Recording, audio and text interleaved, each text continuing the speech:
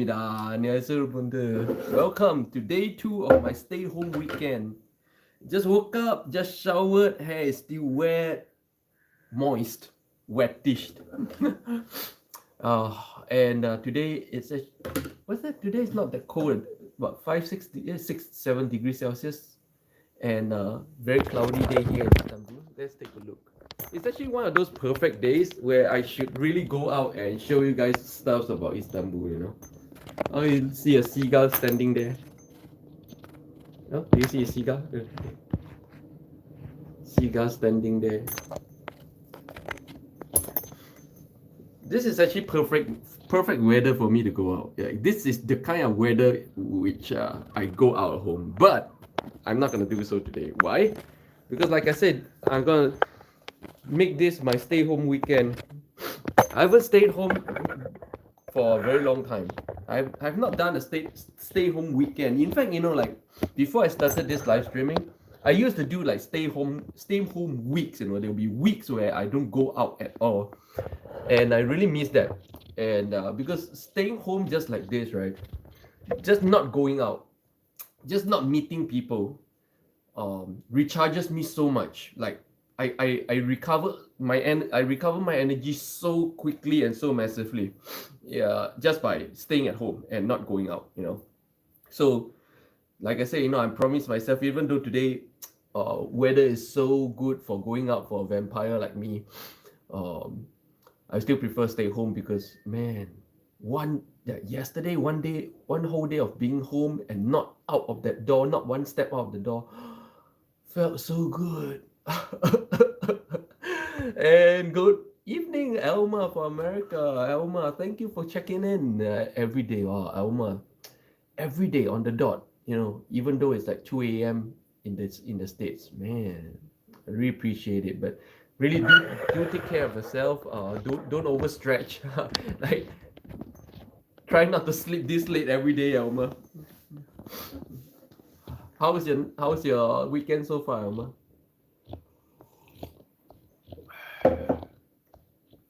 I just ordered a little breakfast and just a toast. Should be coming soon. Elma, I like your apartment as background. Oh, thank you. Then I'll stay home more often. I mean, really, like I say, you know, my favorite place to stream from, my all-time favorite place to stream from is home. Home is where I can talk as loud as I like to, and pretty much not care about environmental factors. Do you know environmental factors is a huge technical problem when streaming outside of home? Yeah. And of course right now, with this conflict in Ukraine, I really like I turn on the breaking news 24/7, just following the thing. I'm so intrigued by this whole thing. And like I say, you know, I pretty much don't watch the news at all. Like I never watch the news. But for this conflict, I really want to know all the facts every step of the way, as closely as possible when it happens. It's to me very intriguing on many different levels. Of course, I'm watching for the facts. I'm not watching for the emotions. Yeah, there's a difference. A lot of people, the thing about watching the news these days is this: you get all emotional, you get all biased this way or that way. No, like I say, you know, I'm an onlooker and an observer of mankind, and this is like the first major conventional warfare in many years. So I find a lot of things very intriguing, a lot of behaviors. I'm watching for a lot of different behaviors, and so far I've been surprised and intrigued about a lot of things that's happening. Elma, I'm fine. I'm about to let my dogs out for a few minutes. Oh, okay. So yeah. Said, wow, 5 people. Wow.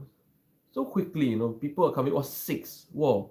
Do you know that my yesterday's live stream, right, was surprisingly the most number of views in a 24 hours period ever. I don't know why. Why? I was just talking about gaming.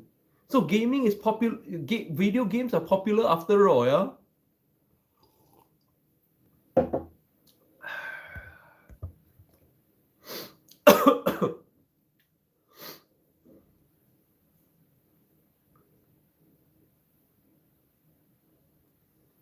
As you can see, I still have BBC News there. Why BBC? Because this is a Europe thing, right? So I reckon I should I should tune in on on a major European network to get all the to get live coverage. Elma, Putin was allowed to keep Crimea, so I think they'll let him keep what he captures this time around.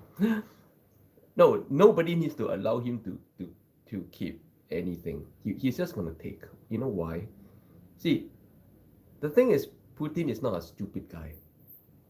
In fact, I mean, some will argue that he's one of the smartest guy in the world. Okay, but why? Okay, let them. There's many different layers to this whole thing, which is why I say it's very complex and very intriguing. As you know, it's as intriguing as all the major conflicts and major conventional warfares in the past, of course. As a soldier, there's many different levels of me that explores many different levels of this conflict. As a soldier, there are elements that I'm looking for. As a spiritual person, there are elements that I'm looking for. There, as a really just an onlooker, observer of human behavior, there are some things I'm looking for.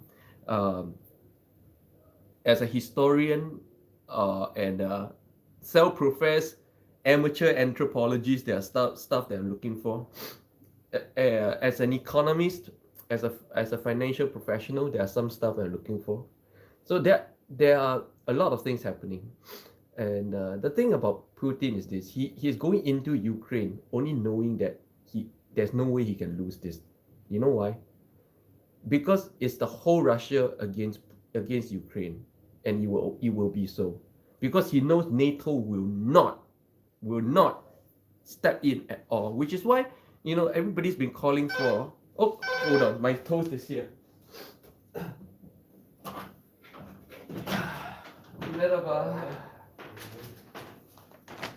Toast is here.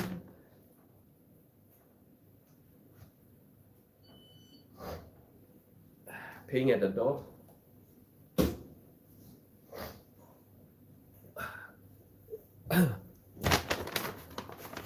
So, Putin's biggest bet is that NATO will not get involved. Because if NATO get involved, this becomes officially World War III.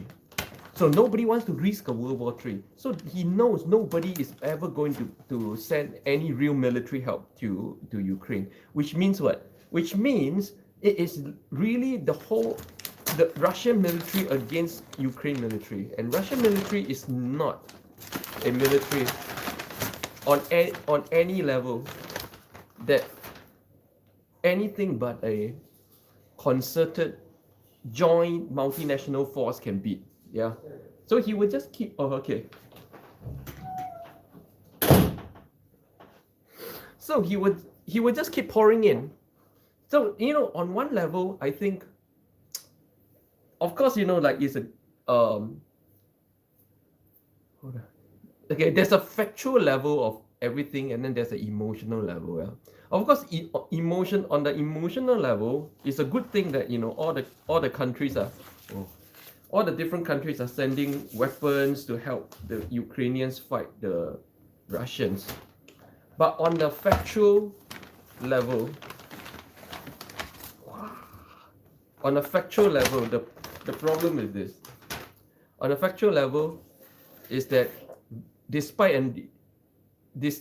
and regardless of all these weapons, Ukraine military cannot stand in the face of a full Russian military. That's the thing. That's the whole thing. So you're pretty much just stretching the pain. Or, you know, people don't like this. I'm gonna get condemned for saying all these things publicly, so I'm not gonna do it. Okay, but just that it's a losing fight. One country against Russia is a losing fight, and Putin knows. Putin knows NATO will never get involved in any way. They will not restrict the airspace.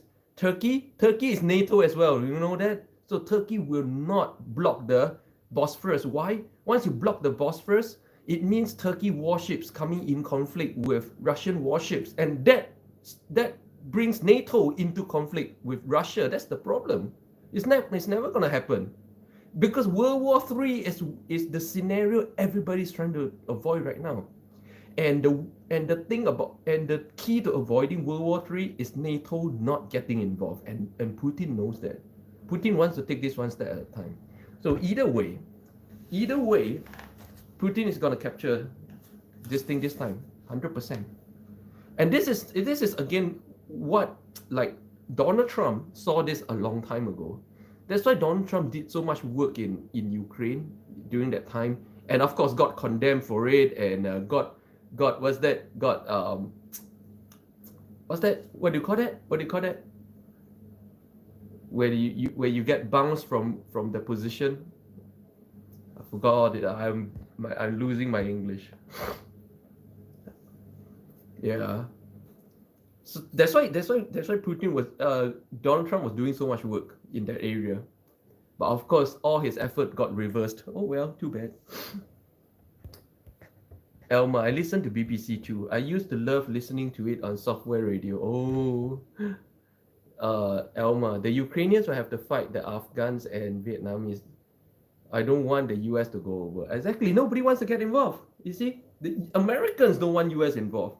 NATO don't want to get involved. So we're really talking about this thing ever only going to be Ukraine versus Russia, and that's the way the whole world wants to keep it. I know Ukrainians right now are suffering. They're saying that why is nobody helping us? But on this grander scale of thing, that is the problem. That in order to avoid an even bigger conflict, nobody's gonna do it. Nobody can help in any direct way. It's the sad thing, it's a political thing. Huh? So, like that, there's interviews, like a lot of Ukrainian, I wouldn't call them refugees, but a lot of Ukrainians that are saying like, oh, you guys should do this, should do that, should do this, should do that. Why are you guys prioritizing political ideas over human lives? But that's the problem. Because if World War III happens, then we're talking massive loss of life. That's even worse. So even as the whole world knows this and gives the sympathy to the people dying in Ukraine, the real worry behind everybody's mind is we don't want to see this become more, Like right now, if one part of a house is burning, it's most of the time, first of all, your first concern is cutting that part of the house from the rest of the house, rather than put off the fire first. When you have cut off that fire from the rest of the house, then you think about whether or not you can put the fire out. It's sad, but it's the reality of how things work. Not just militarily, not just between countries, but pretty much everything in life works this same way. This is how this level of reality is being constructed, where chain effects are very scary and escalations are very scary. So, of course, my heart goes out to the suffering and the people suffering. Definitely, war is no joke. They say. People ask me, oh, so what do you know about war, Limpeh? You're just sitting there, comfortable in front of a camera, talking shit. Oh, I spent 7 years in the military. I've lost friends I've done many real combat operations. I've lost friends. Okay, so don't come talking shit to me that I don't know anything about war. Oh.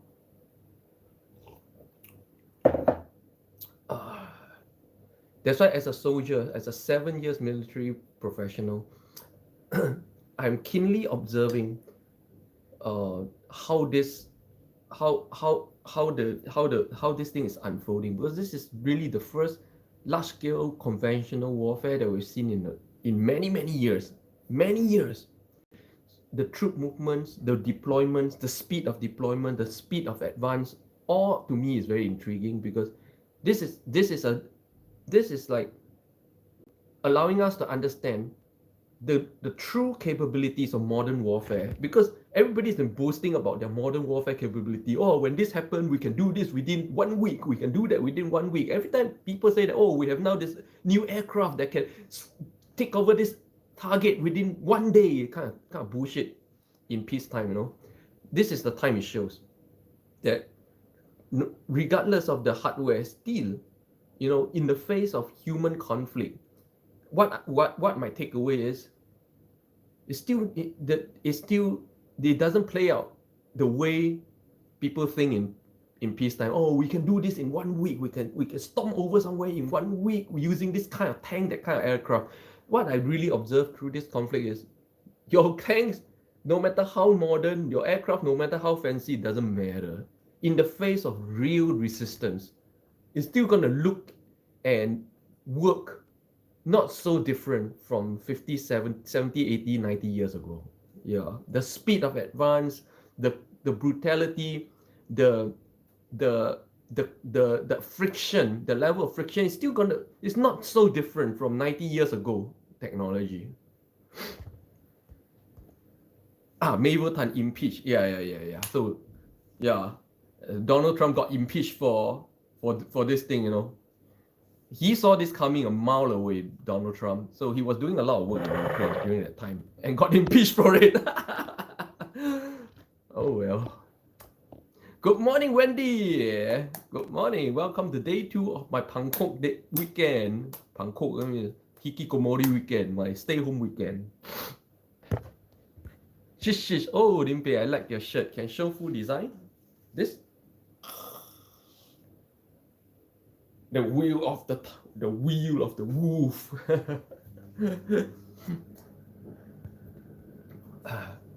Yeah, welcome. This is day 2 of my stay-home weekend. Really enjoy being at home. Even though today is the kind of weather which I usually go out and show you guys stuff about Istanbul. Look at that. Nice, cloudy day. Oh, somebody in the balcony. Hello. And it's about 7 degrees Celsius. Really good weather for me today. But I'm still not going out because, man, I really miss and enjoy being at home so much. Yes, just one day at home yesterday, I didn't step out that door, not even one step. Wow, really recharges me so much. You know, like usually before I started doing this live stream thing, I spend like weeks at home in order to recharge before I go out and do some major things again, or weeks.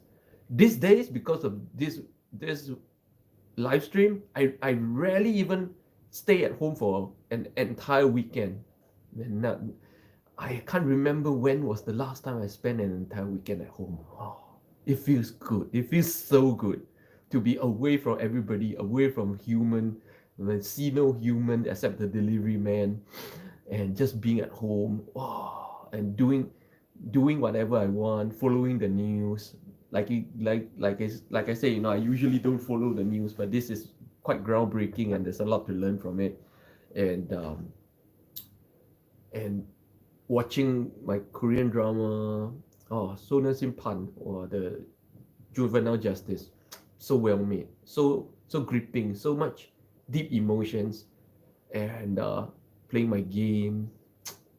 It's my perfect weekend. So I'm not gonna ruin it by going out today. So I'm sorry, man, no matter how great the weather is today, I'm not going out there. Because heaven is right here. Oh, heaven is the place at home. You know, heaven, love comes first. I make heaven a place at home. Oh, heaven is a place at home. When you know.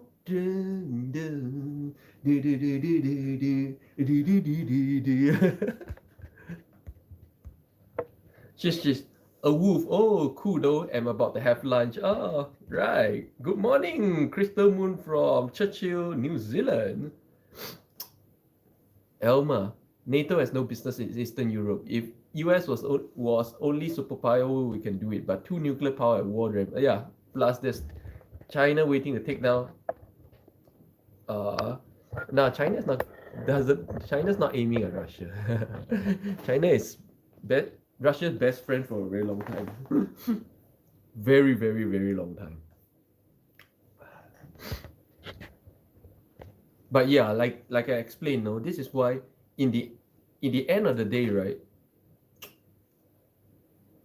Russia's like sadly gonna say this. Russia's still gonna take Ukraine because it will be just Ukraine versus Russia. No other countries will step in. 100%. Okay, make no mistake. It cannot happen. It cannot happen that any other. Of course, some Ukrainians are saying, "Oh, so you NATO people are just sitting there watching because you don't want this to turn into World War III." But do you think Russia is going to stop at Ukraine? Personally, I think Russia is going to stop with Ukraine. And personally, I think Russia is not going to just stop at Ukraine, but that he's going to stop short of Ukraine. If I know Putin well enough, of course I don't, but based upon the way he thinks about strategy and the kind of communist era strategic thinking that I understand from Mao Zedong era and the old Soviet era, I still don't think his strategy is to take the whole of Ukraine. You'll be too tiring and you will bring them too close to NATO.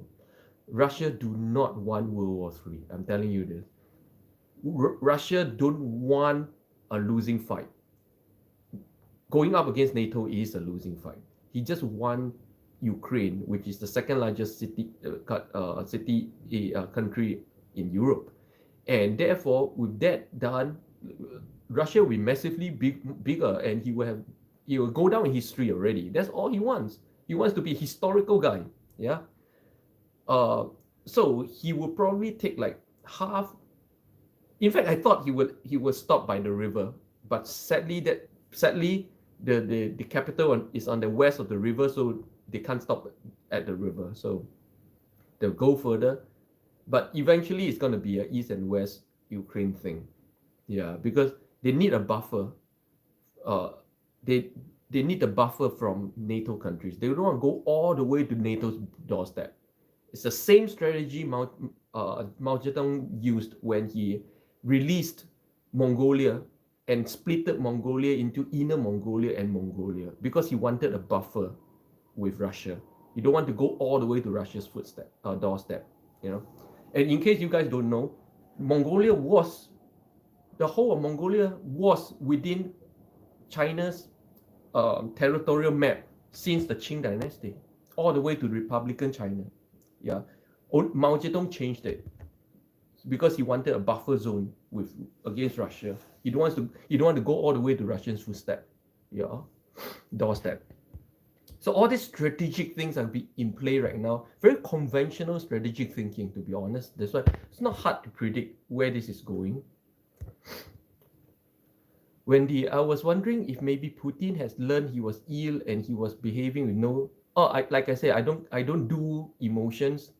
I don't do that kind of thing. Like I said, my takeaway from this whole conflict, what I'm learning are the facts on the military level, on the economic level, and on the humanity level. I don't do opinions and I don't do emotions. Yeah, I don't do cursing at Putin. I don't do whether he's sick in the mind. I don't do that kind of thing because this kind of discussions go nowhere. This kind of discussion, you learn nothing. I think to me, as an observer of mankind, as someone who stands as a third party to everything happening in the world, I'm non-partisan to anything happening in this world.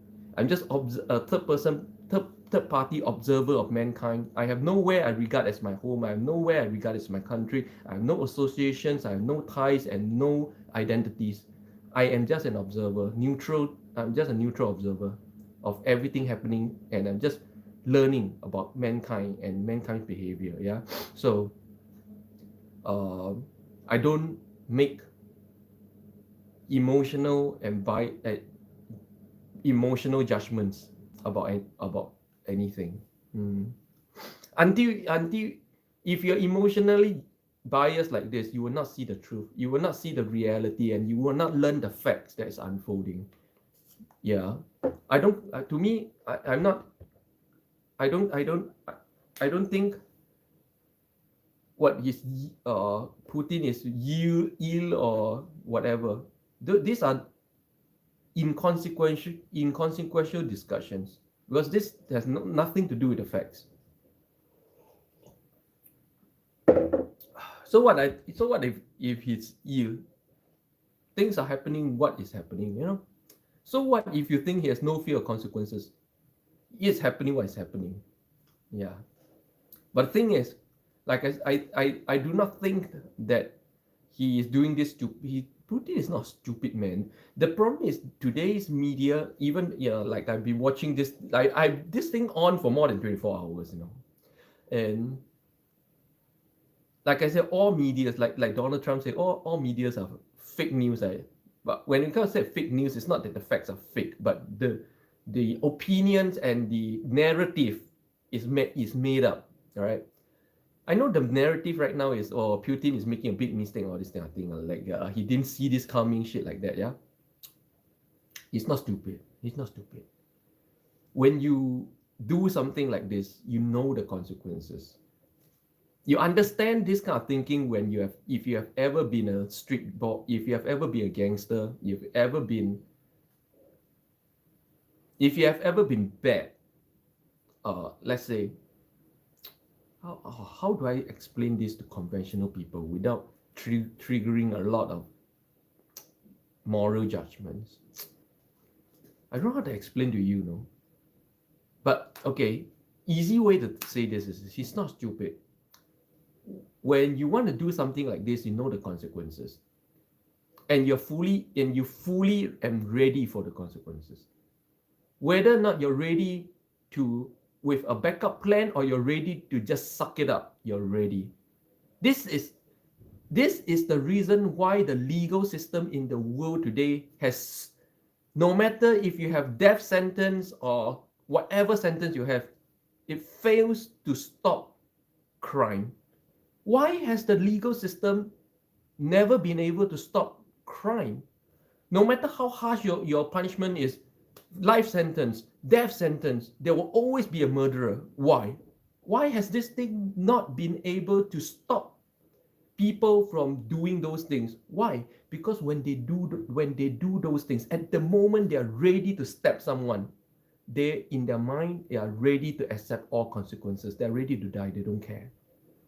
And this kind of human behavior and this kind of human thinking can be expanded to very big scales. And in a way, this is what Putin is doing. The moment he decided to drive the dagger into the guy, he's already ready to accept all consequences. That's why nothing will scare him. That's why no sanctions will stop him. Nothing will stop him. Of course, he do have backup plans. The thing about the SWIFT thing, the SWIFT thing is a joke, man. As an economist, as a financial professional, to me, the SWIFT thing is a bloody joke. They think taking Russian banks out of SWIFT will stop them from doing business internationally, from moving money internationally. My goodness, Russians are the pro of moving money around the world. Russians know how to move money around the world better than anyone in the world. There are many different channels. SWIFT is the dumbest channel for them, and they only do it for convenience. They have their own system. They have their own ways of moving money. They have already their own equivalents of a SWIFT with 23 different countries already in it. Okay. That's why everybody's asking, why is the world taking so long to take Russia out of SWIFT? Why? Because these countries know it would do nothing. But then, why today, that this morning I woke up and they decided to take Russia out of SWIFT? You know why? They say that those countries know it has, taking Russia out of SWIFT has very minimal impact on Russia, but it has a lot of impact on these countries. But why this morning I see them do it? Why? Because of the narrative again. The political narrative, everybody is calling for it. Everybody in the world thinks you're not being responsible if you don't do it. And that's to me, that's the only reason they are doing it. Because taking Like it's like okay, it's like stop. Okay, let's look at it this way. If you're a streamer or a YouTuber, okay, you know streamers and YouTubers, we receive money mainly by PayPal, right? It's as good as saying that okay, you're a streamer now. I want to sanction you. I'll take you out of PayPal. I'll make PayPal ban you. You think you put him out of business? No. He will find other ways to get money. That's the other ways. Plenty other ways. Come on. It's a joke. Wow. Elmer, for now they are allies. China is determined to rule the world. Oh, I wouldn't say that, Elmer. I wouldn't say that. That's too big a statement to make it, and that is very biased, full of judgment. I'm sorry. I have to disagree with that sentence. China is not determined to rule the world. Okay. I agree with you about Putin aiming to be a historical figure. That's all he wants to be. He just wants to be a great leader in history. That's all. That's all. And he would have achieved his goal with Ukraine. He's not gonna move beyond Ukraine. I'm telling you. Beyond Ukraine, he knows there's only death. Beyond Ukraine, he will be a damn fool. He knows that. It amazes me that some people didn't think he would invade Ukraine. I don't know. I think everybody knows he's gonna go for Ukraine. It's been a long time coming. Good morning, Kim Teo. Good morning. Welcome. Shish. It was never about peace in this world, but about when to start the war. That there's no peace in human beings. Like I always say, everybody think, oh, major conventional warfare is a thing of the past. No, because warfare has always been ongoing. It's never stopped in the history of mankind. Never stopped. Tell me a period in the world where there's no war. Tell me. Nobody can tell me a period of time where there's no war around the world. It's impossible. Human being has conflicts on a personal level and therefore expanded to a global level. The whole point is to understand the reason behind human conflicts, even on the personal basis. If you cannot solve human conflict on the personal basis, you cannot solve human conflict on the global basis. And what's the cause of human conflict on the personal basis? Spiritual immaturity. That is all there is. Unhappy people because spiritually very, very immature. Identities, labels, stereotypes, and handed down ideas. People who cannot break out of egoic identities will always be in conflict. This is why so many spiritual teachers around the world, including myself, is urging for the evolution of human consciousness on the planet right now. And right now, human consciousness is evolving and rising at a rate faster than ever in history, which is a good thing. Only when all humans is capable of identifying themselves with labels, with identities, and begin to see reality as it is. That's when human beings start to not prick each other like hedgehogs. Or 100% of all human conflicts, even between husbands and wives or between you and your friend, are all what we call egoic conflicts.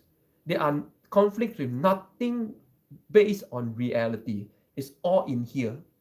And this is the whole thing behind all spiritual teachings and all religions, It's about removing your own identities, about that even in it's more blatant in Buddhism and Hinduism, but even in Christianity, they say you have to die to yourself every day. What does die to yourself every day? No, this dying to yourself every day, this one sentence is probably the most important sentence in the whole Bible, but nobody cares about this sentence. You know what it means? It simply means you are to remove your ego. Who you think you are, you have to remove that.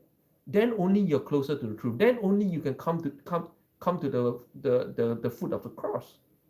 Then only a greater thing can come into you. That's the whole message of the cross. Well, people conveniently chuck this aside, and so nobody really even talk about this verse. Why? Because they don't understand that in the end of the day, all conflicts are about ego. Like what I say now, if it angers you, it's not angering you, no, it's angering your ego. But if you are able to put your ego aside, everything I say or anyone says become just, he's saying this, he's saying this, he's saying this. That's it. It's just is. That's it. You're not making all kinds of judgments and stuff in your head. It's not pricking yourself. And therefore, there is no conflict. There is no conflict when there is no pushback. Where everything is allowed to flow, there's no conflict. There's conflict where something flow in your way and you push back. Yeah. That's the thing. And that's the whole idea even in martial arts. That's the whole philosophical idea behind Aikido. That we don't push back. We go with the flow. And then we subdue the enemy with his flow. You know? I'm not sure if all this makes any sense. Shish. It was never about, okay. Mavotan. Ukraine is a large uranium reserve. Once Russia takes over, you have access to boost nuclear power. Yeah, that's one thing. That's the economic side, yeah. Shish. There was a period of time when wars didn't happen. It was during a life of... No. During those period of time, wars happen between tribes, and then before the time of human, between animals. Between animals, there's plenty of territorial wars. You know, all living creatures, human and animals, all have the same problem. That's why we're here on earth, which is called samsara. We're all in this samsara karmic cycle because of this, including animals. And animals are no better. Animals are stuck in the same cycle of conflict and war, and just observe the behavior of two cats at home. You will see how fiercely they defend against each other, how they try to outcast each other when it comes to food and stuff like that. Yeah, it's the same behavior you see in animals. So when it comes to war, we're not talking about just human war, no. Even without humans, there's war. Between animals, there's war. If you go to the jungles and you observe the chimpanzees, plenty of territorial wars and very bloody between chimpanzee gangs, chimpanzee tribes. Chimpanzees are extremely territorial, extremely aggressive. Gorilla wars. Gorilla. That gorilla. The wars between gorilla tribes are extremely bloody. And it always ends with subduing to a gorilla king. Yeah, you don't kneel and subdue, he kill you. It's the same bullshit in the animal kingdom. Shish. We're no better. We're not evolved beyond that. It takes a lot. To get to that level, but as an observer of mankind, I see that mankind is moving towards that level, which is a good thing. We're not there right now, but we're slowly moving towards a higher consciousness. And there are more and more people like myself who disassociate from all identities, who is able to achieve a certain level of real perception, and therefore a decrease in the level of conflicts in their lives. And when all mankind begin to rise up more and more, that's when human beings start to evolve. And I see the direction. That's the direction mankind is heading, which is a good thing. We're not there yet, but we're heading there, which is more important. Wow. Guys, see what's this?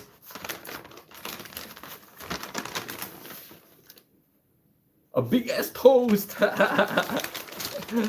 Wow. 잘 먹겠습니다. Let's see what this toast tastes like.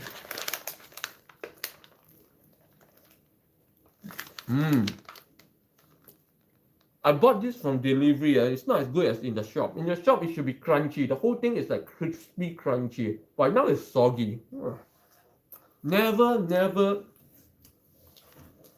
And it's not even cheap. No, this toast is 40 lira.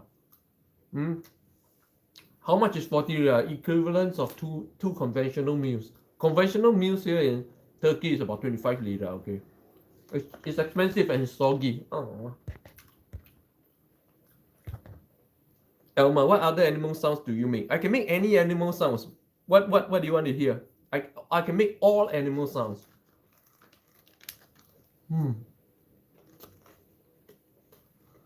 Jalapeno toast. Wow, very spicy. Wow. It's the jalapeno toast. Oh, spicy. Very spicy. I can make any and every animal sound. Meow. Yeah, it's huge. It's bigger than my face. This toast is twice the price of two conventional meals here. It's quite expensive. Jalapeno toast. But because I got it delivered to my place, it's all soggy now. So I'm not getting my money's worth on this one. 뻥뻑지 않았어. 진짜 토스트 먹으려면 토스트 뻥뻑게 먹으려면 진짜 그 가게 가서 직접 먹어야 되거든. What I just said was, if you really want to enjoy a toast, you want to get the most out of your money on toast, you have to eat it at the shop.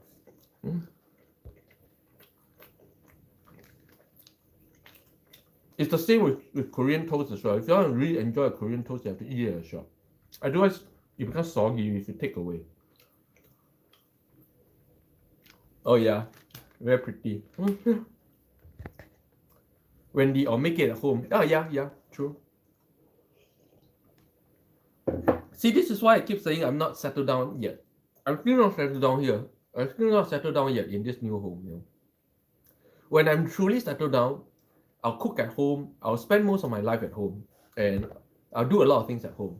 But right now, I'm not even started to cook at home or have anything. I'm still out there a lot. I'm still bouncing around a lot. I'm not settled down yet. You know.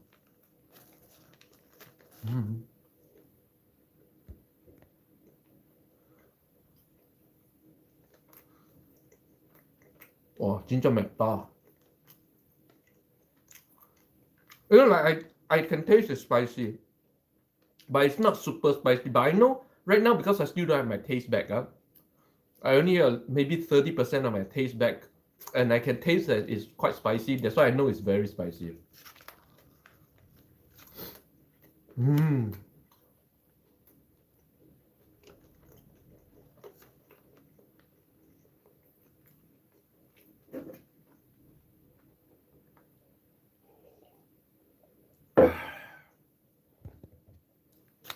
Oh yeah, and today's toast is brought to you guys by Shunsei and Liana from UK. Thanks to their tip yesterday, we covered the cost of this toast.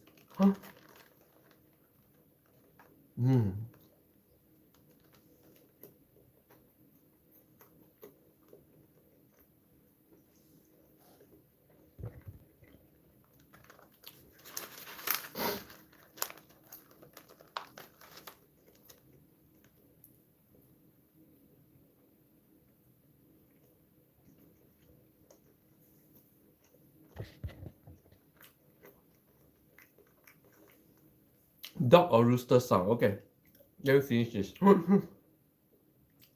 What kind of dog? You have to specify. You know, there's many different kind of dog sounds. What kind of dog sound? Dogs barking, dogs whining, dogs what?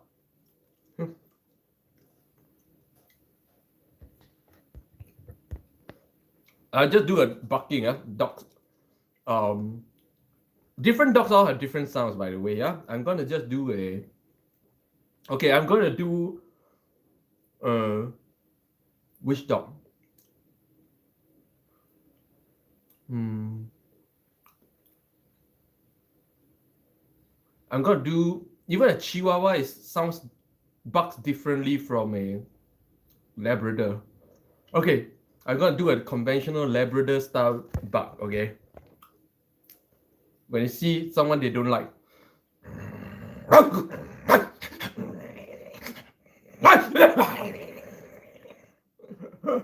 That's when a dog really sees someone they don't like. You see, there's many different layers in that sound.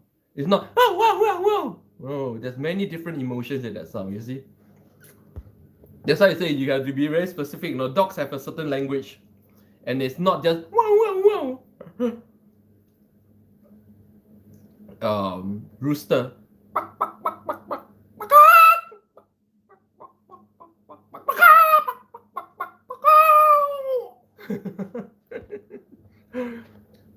Medieval time. If you learn about the Yuga cycles, it is mentioned that we are currently in the Kali. The thing is, Believer, we have always been we have always been in the mankind has been in the cycle of Kali since the beginning of time. So I wouldn't categorize it that way. I don't think that this is phase of Kali and then go into the new age of creation. No. This is the same bullshit ever since Adam left the Garden of Eden.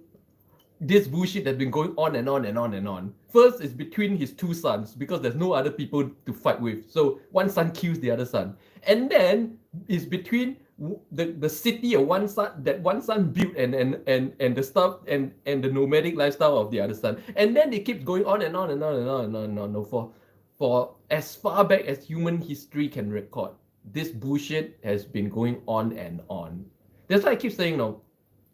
Why is anyone naive enough to say that large-scale conventional warfare is a thing of history when the last one is less than 100 years ago, and that this pattern has been going on for millions of okay, I don't say a million years, but for tens of thousands of years. So why is anyone as naive as to say that because we haven't seen it in the last 70 or 80 years is something that's not going to happen again? This is mankind. Mankind will keep. There is no age. There's no golden age. As long as mankind's spiritual maturity do not reach that level. The key and the only solution to human conflict is a ascension of human awareness, where the whole world people everywhere becomes like bodhisattvas, where the whole world everywhere people are like arhats.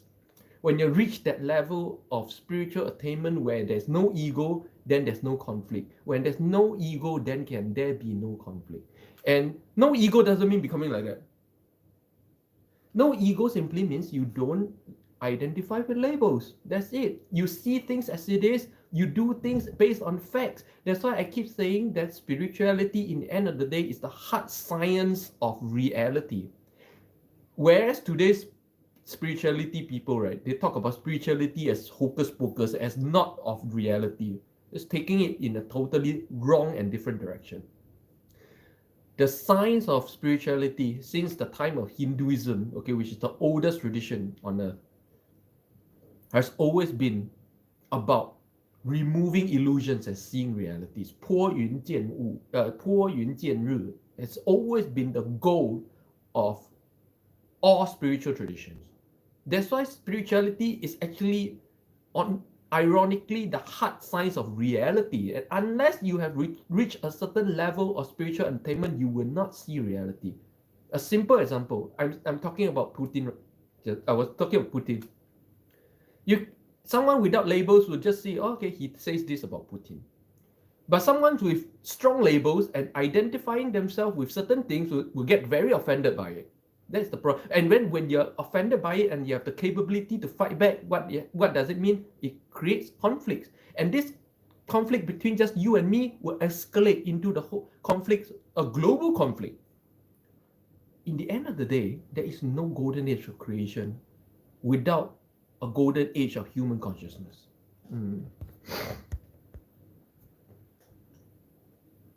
Alright, Elma. Your animal sounds can be another video series. I'm gonna eat that. I'm not done with animal sounds right now.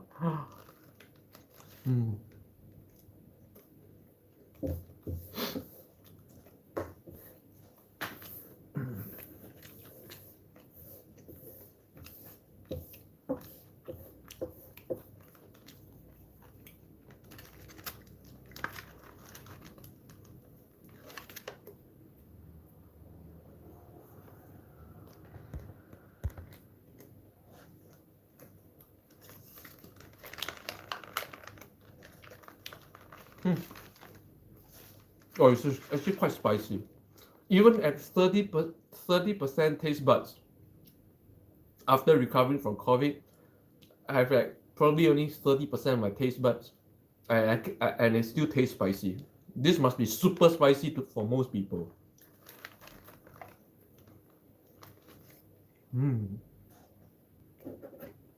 I have to make myself another cup of coffee.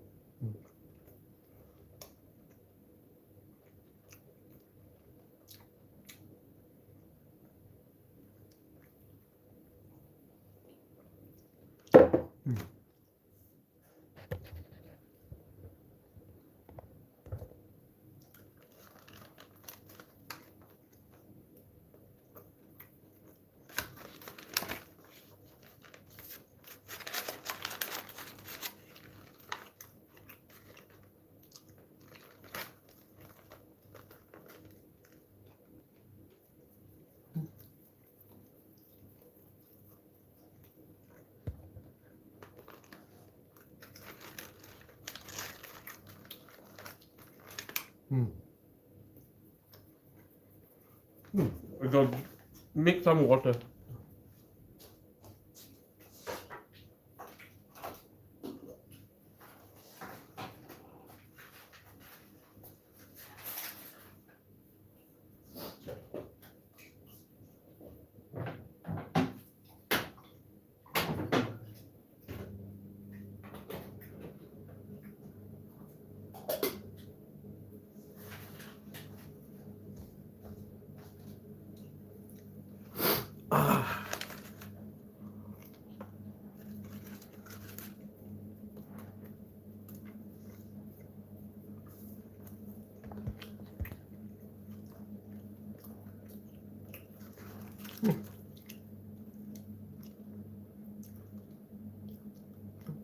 But honestly,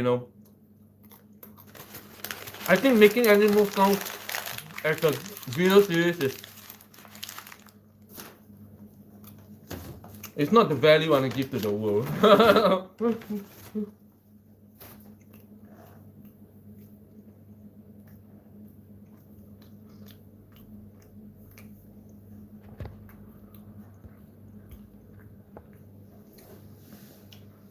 Mabel Tan, appreciate your perspective, Limpeh. I've read about the Yuga cycles in the Mahabharata, but honestly, I found the message somewhat cryptic.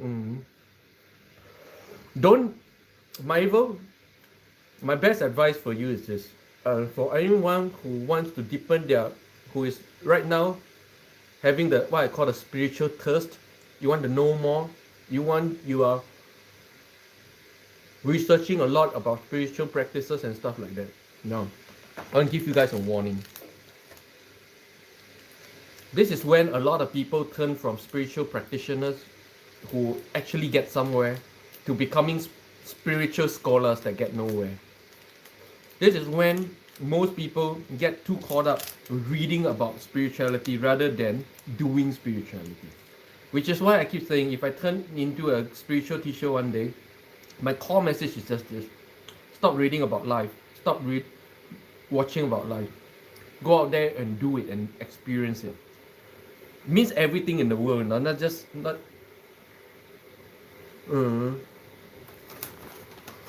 lot of people, right, at this stage of spiritual thirst, they fall into the trap of, rather than spending 2 hours on a meditation, they spend 2 hours watching videos about spirituality or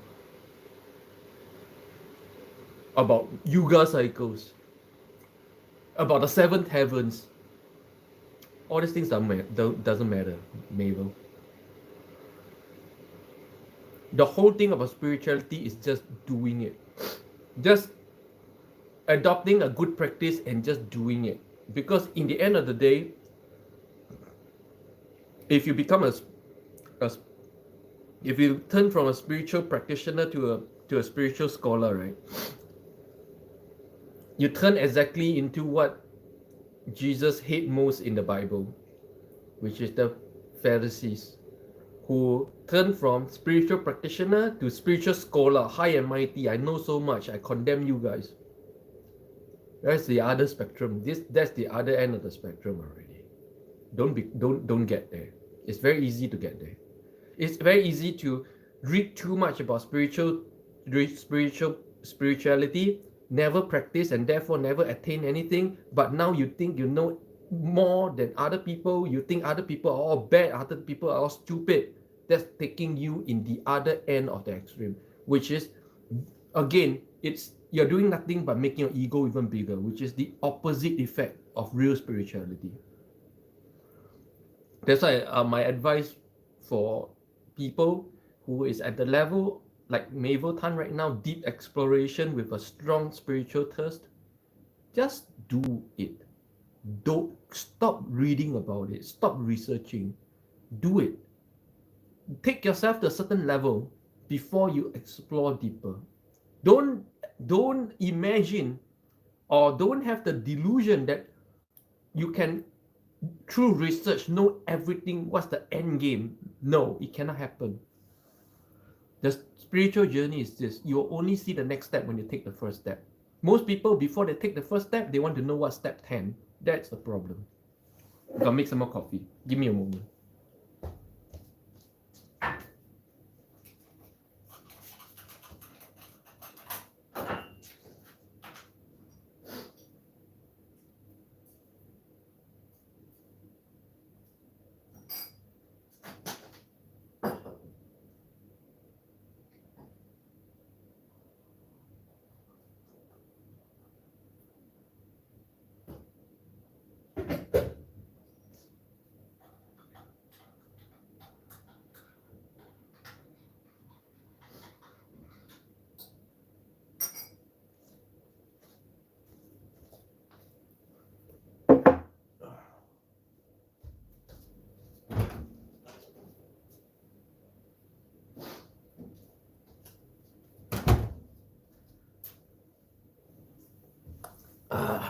Welcome back.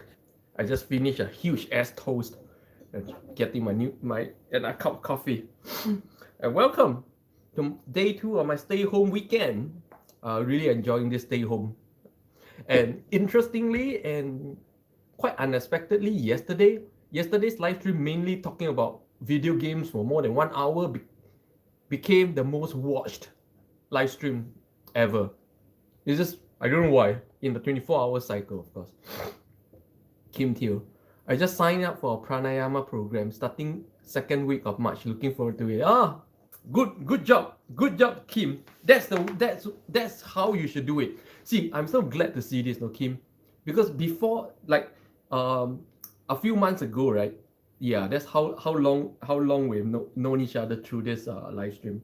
A few months ago, Kim was at the stage of spiritual thirst, just like Mabel, where you want to know more, you're trying to understand everything, yeah, and you're just trying to read more, and you're trying to just ask questions, yeah.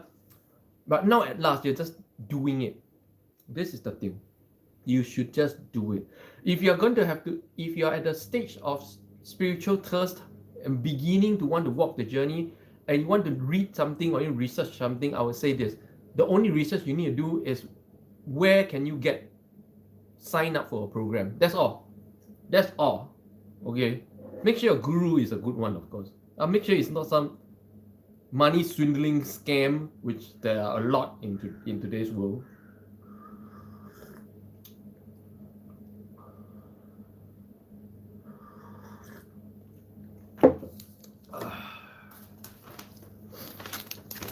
See the amount of delivery trash. This is a lot of trash on my deliveries. Just one weekend of staying home, I create so much trash for myself.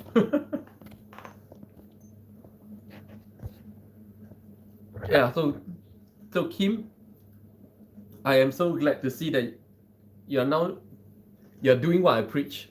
You just stop reading, stop watching, stop researching, and just go do it. Good, well done. Tareta. Looking forward to hear you share about your experiences.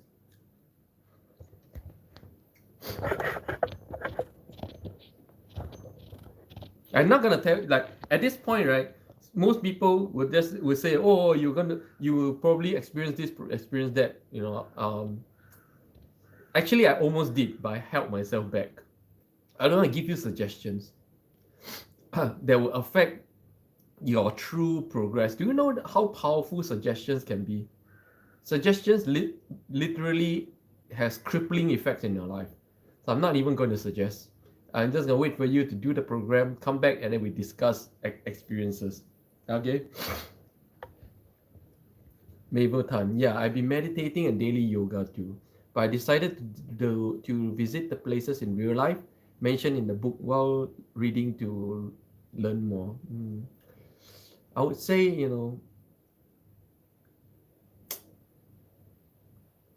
Mahabharata will lead you down the wrong way. That's what I would say.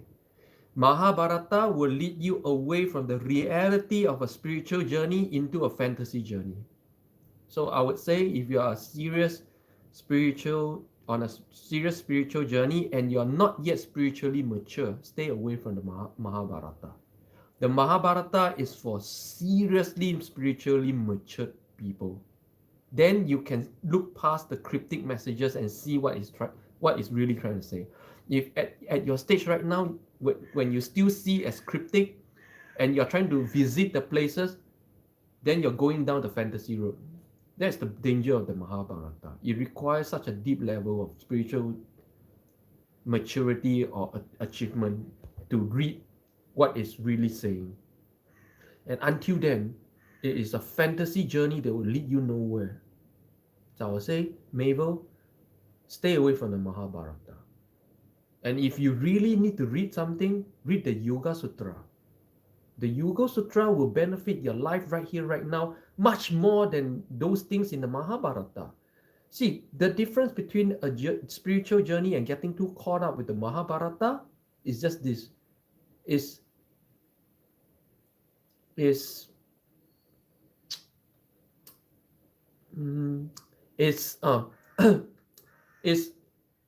the difference between training in the martial arts for the spiritual and physical benefits of the martial arts, or going down the road of trying to do a Kamehameha. Okay?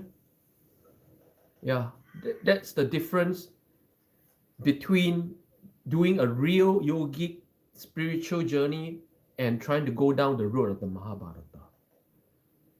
Whether or not you're learning real Kung Fu or you're trying to do Kamehameha, that's the difference. Huh? Always remember, spirituality is the hard science of reality. If what you're on is taking you further away from reality, then it's not the real spiritual journey. If what you're on takes you into fantasy trips of flying saucers and shit like that, you're on the wrong path.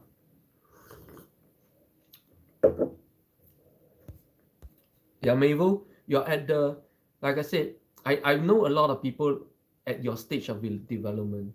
And therefore, I know this is the most dangerous stage of development. This is the stage where 一念成佛,一念成魔, meaning in one thought, you can become Buddha or the devil himself. This is that stage. You have to be very careful. Mabel, you have the Yoga Sutra. Thanks for your advice. Guess I have to reread in the future again. Stop reading. In fact, I would say just stop reading anything. If you have to keep saturating your mind with all these things, then again, you're on the wrong path. Because the real spiritual path is about emptying your mind, not filling your mind with all kinds of things and feeling uneasy when you're not feeling it with more of these things. That's why even in The Last Samurai, this is even true in samurai traditions and Zen traditions. You remember the movie The Last Samurai? I don't know anybody who haven't watched it, yeah? The guy said, why Tom Cruise could not beat the guy? Because what? Too much mind. Too many mind. Mind yourself, mind others, mind opponent, mind win, mind lose. Too many minds. The real spiritual journey is no mind. No mind. And therefore, if you keep feeling the thirst, a hollowness in you that you have to keep fueling with some sort of information, I'm sorry, regardless of the nature of the information, the hollow is the same hollow. The hollow is the same thing that will take you away from the reality that you are seeking to achieve in a spiritual journey. I would say, Mabel, my best advice for you is this. This is when you throw away all your books. What Yoga Sutra, what everything, throw them all away. And if you can develop the pure and simple discipline of sticking to your your practice on a day-to-day basis, you will see the light. In fact, if you can have the discipline to stay away from those books, you'll be one step closer than if you keep filling yourself up with those things. Yeah? Maybe sometimes gurus introduce books to you. No real gurus will ever introduce a book. I'm sorry. You will have to assess the real spiritual attainment of those guys you call guru. There are any number of gurus out there today. Okay. No gurus will ever recommend that you read a book. Not even Eckhart Tolle tells you to buy his book. Never in any of Eckhart Tolle's interviews and seminars, he say buy my book or read my book. Never. Not even he does it. Because that is part of the problem. That is anyone who is a real guru will know that is part of the problem. The egoic hollow or thirst to fill the mind up is part of that problem. So no real guru will suggest that. I'm telling you that much. It just cannot. No real guru will suggest you read the book. Because if he has reached a certain level of achievement, he will see that is precisely part of the problem. And therefore, he will never tell you to do something like that. So I doubt the qualifications of a guru. I'm sorry, I have to say this. I deeply doubt the qualifications of that guru. Any advice on how to tell who is a legit guru? See, this part is what in Chinese Buddhism it says you need to have your 佛缘. You need to have. Even in Hinduism, it says the same thing. You only run into a real guru or real teacher after you have accumulated that much of a karma. I won't say it's good or bad karma, that much of a karma leading in that direction. For most people, their karma do not lead in that direction. They don't have 佛缘. Huh? 佛缘 is not just talking about Buddha. 佛缘 really means the destiny for spiritualism. I'm so sorry, like this sounds fatalistic, but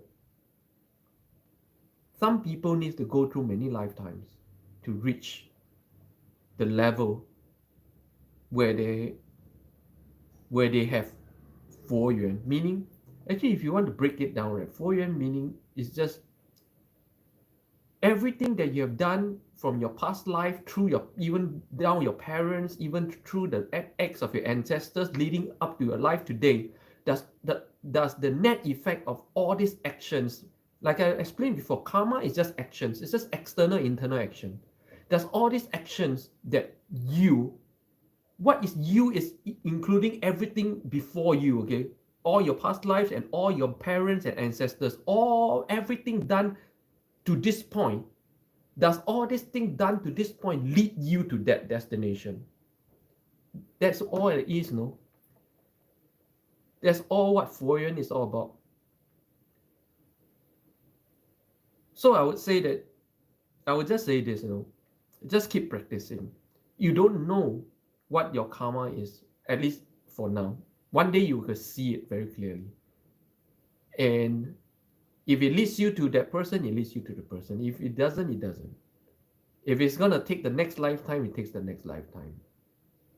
There's a certain level of determinism in this whole spiritual tradition, in that it's not something that I want now, I'll get. That attitude of, I want now, I'll get, is part of the problem. That attitude of, right now I'm interested in this and therefore I will get it, is part of the problem. That attitude is part of the problem of everything you see around us today. Where a real spiritual journey is, like I always say, is exactly how I live my life. It's flowing with it.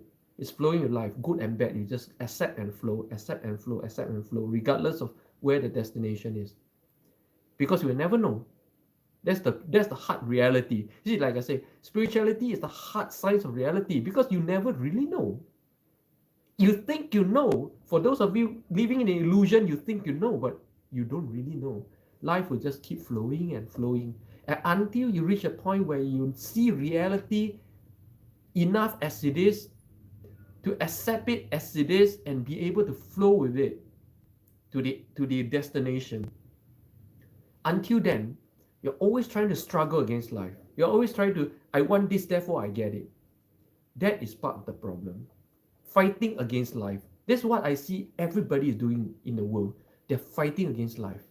Everybody. Honestly, I've not seen, except for some spiritual teachers, of course I don't know them personally, but people whom I've known personally in real life, not one exception, all are fighting against life. We're born into life. We are life. We're born into life as life to experience life. And therefore, you will never live a real life if you are fighting against life. And that's what everybody's doing, you know. Why do people fight against life? Fighting against life is part of the egoic structure. If you want to put it into the biblical structure, it's the fight between good and evil, God and Satan. God is life. Satan is what the fuck you have in your head. Yeah. You know?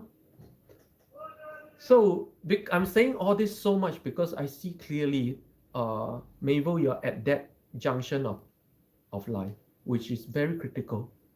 You're at a very critical junction. What I say today will affect the rest of your life in a very profound way. That's why right now I want to be very clear and very surgical about pointing out to you. Huh? Mabel Tan, gotcha. Wise words. Thanks, Limpeh. Yeah, I'm glad, you know. I feel right now I feel a profound sense of achievement because I know I changed the rest of your life already, just like that.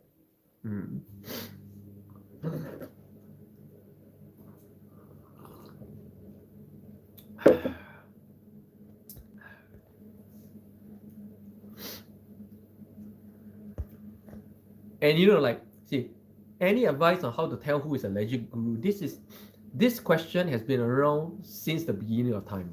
Since the beginning, like I said, at least 5,000 years now. Ever since the beginning of Hinduism, this question has been around. This is why Buddhism became the way it is. This is why Buddha didn't make it this way, but his disciples made it this way. Buddhism or any real spiritual tradition will not have a real structure, will not have an institution. But why did Buddhism evolve to become the institutionalized religion of today? Because the early disciples saw this problem. How to tell if someone is a legit guru? You can't. So in order to make sure people do not fall for wrong fake gurus, they institutionalize the whole thing. You go through the system, you reach a certain level, you're recognized as the guru. Yeah. And of course, this kind of system has big drawbacks because then the person who go through the system become identified with the system, and that itself is the problem. Is part of the problem. And therefore, from that structure, Zen Buddhism came to be. Do you know that Zen Buddhism is a result of some early Buddhists seeing the problem of institutional knowledge or institutionalization of Buddhism? So they destroyed all the rules. They destroyed all the thing and focus on the one thing that really matters, which is Satori. In the end of the day, all spiritual traditions is about realizing Satori. That's all there is, you know. And therefore came Zen Buddhism. But sadly, that question keeps popping up. So how do I know if this guy is a legit Zen Buddhist master? And therefore, an institution is created around Zen Buddhism, so that you go through the system, you become a Zen master. No, it doesn't work that way. And therefore, today, all we have are institutions. And not the... Yeah. I was sad to say, it's very hard to find real spiritually achieved people within the institutions. Of course there is. Of course there is that. Like the Vietnamese master, 100%. 100% he's an enlightened master. So within the institution, there are some who can actually attain real enlightenment. Yes, as we have witnessed in, I can never pronounce his name. I'm not even trying. I won't even try to. The Vietnamese monk. Huh? So that's the whole history, that Mabel Tan, you just ask the question that has been asked for thousands of years, that up to today people struggle with.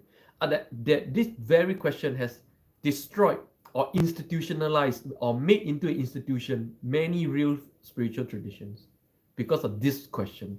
How do I tell someone is legit? This is the same question that leads to the establishment of the whole education system that you see around us today. The universities and all these things. Why? Why should universities and all these things exist? Why? Because employers need to know how I know you're legit. How I know you're a legit doctor. How? How to know? In the past, before they call them doctors, they're healers.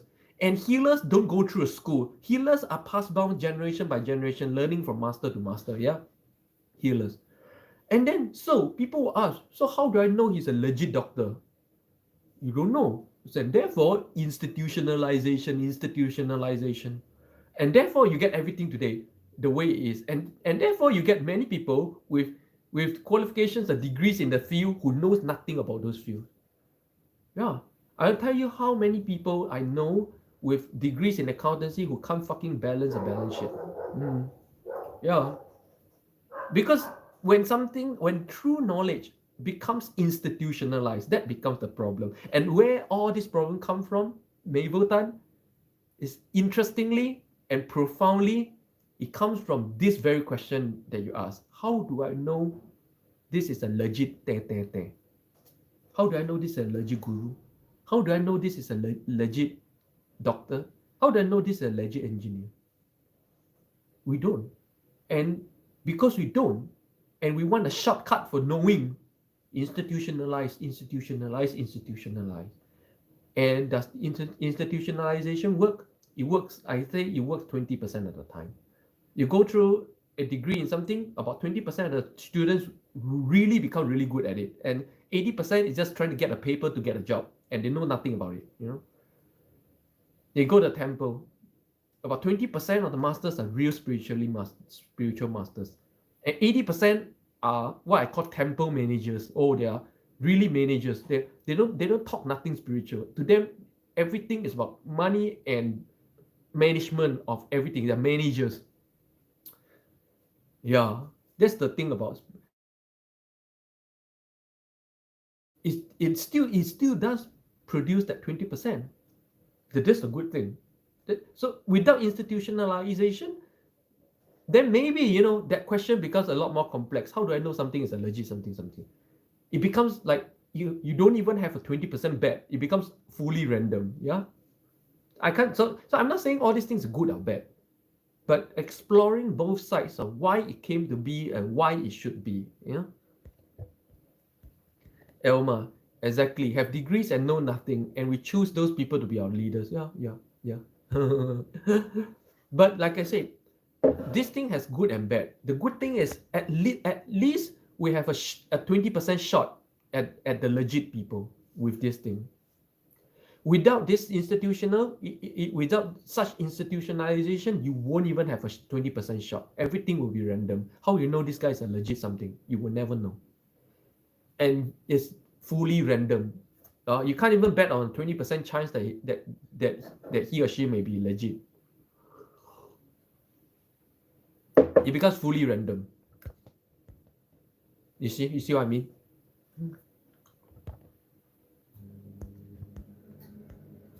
Very good discussion today.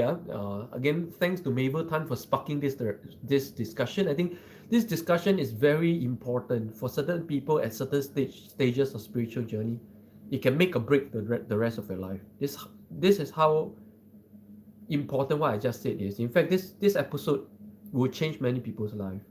If you're at that junction, that critical junction that I'm addressing right now, it will change the rest of your life. What I shared over the past 1 hour.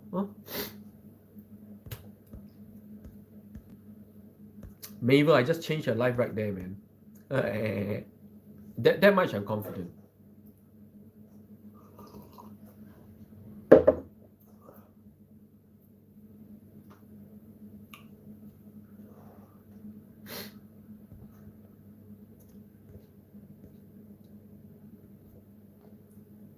Wendy, I am making mental notes. But like in Zen Buddhism, Zen masters do not sit up and teach you everything like this.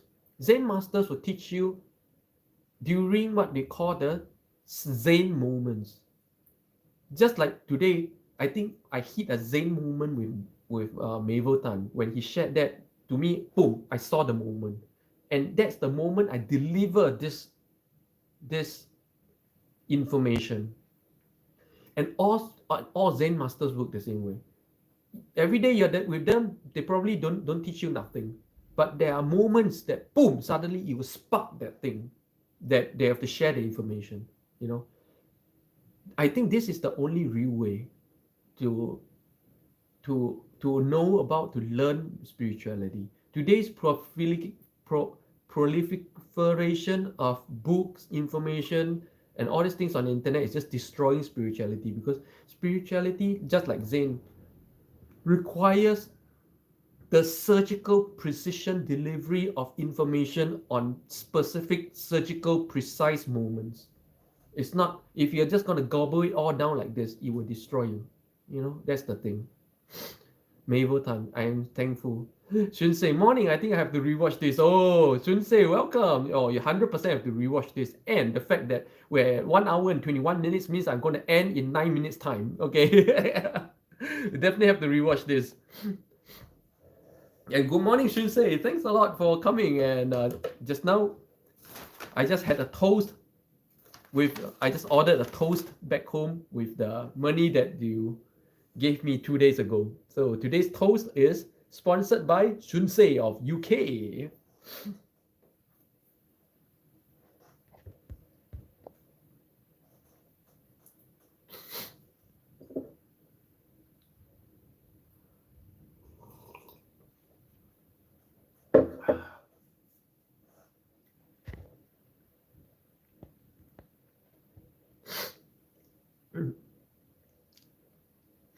Awkward silence.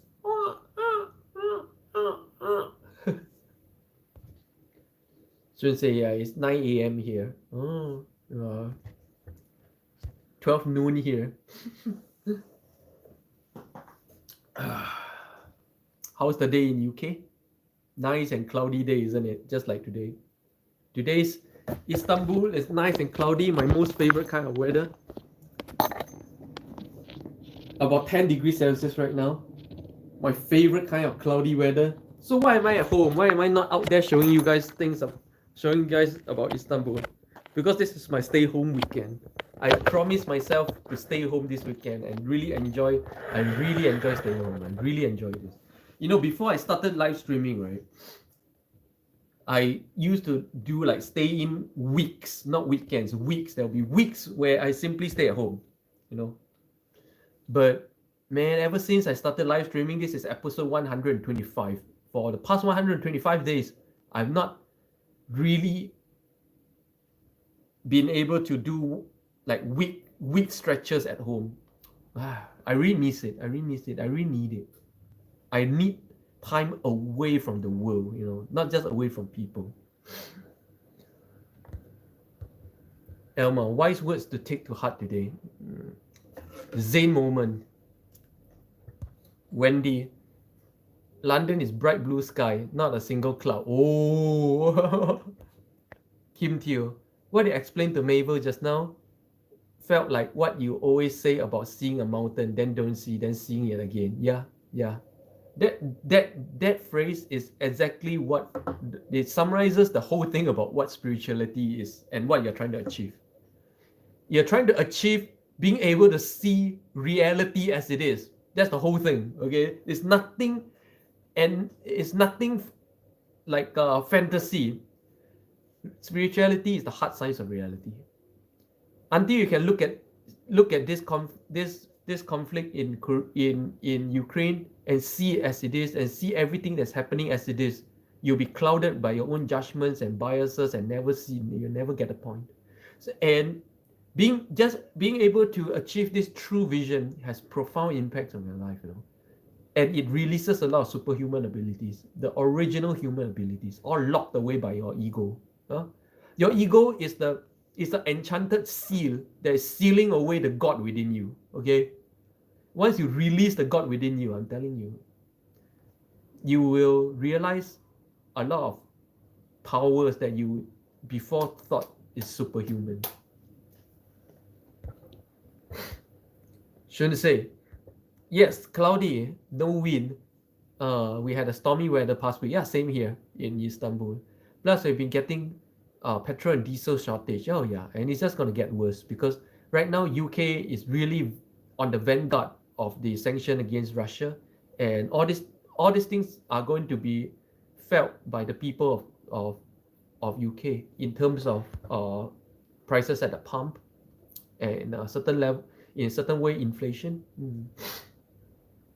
The common citizens of UK is going to feel it. This is why all the countries, everybody's condemning the West, right? Wow, why isn't the West doing more? Why? Because they have their own citizens to take care of. Every of these sanctions is a double-edged sword. You do something against Russia, you cut back on yourself economically in certain ways. Are the people of your country ready to face the economic consequences of trying to help? See, this is a very deep moral question, and why countries are taking so long to take action. And Ukrainians, of course, because they're innate, they're emotional, they cannot understand. But the thing is, it is not an easy decision to make. To sanction Russia in any way is not an easy decision to make. To take Russia out of SWIFT is not a simple decision to make. Even giving weapons to Russia is not to Ukraine is not an easy decision to make. I'm glad they are quite resolute on this. It's not easy. It has a lot of repercussions.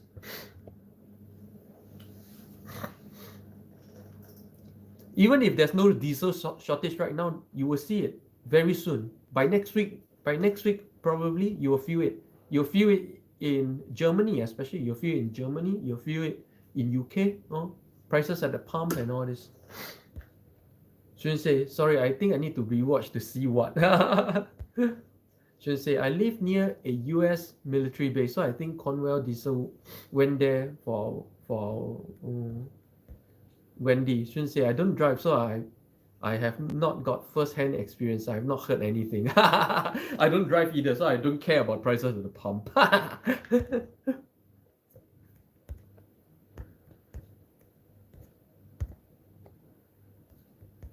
But yeah, Sun-Sei, I think you just missed something profoundly important. So you can just go back and rewatch. But you may not be at the moment of receiving that information. So it may or may not have that kind of impact on you. Yeah.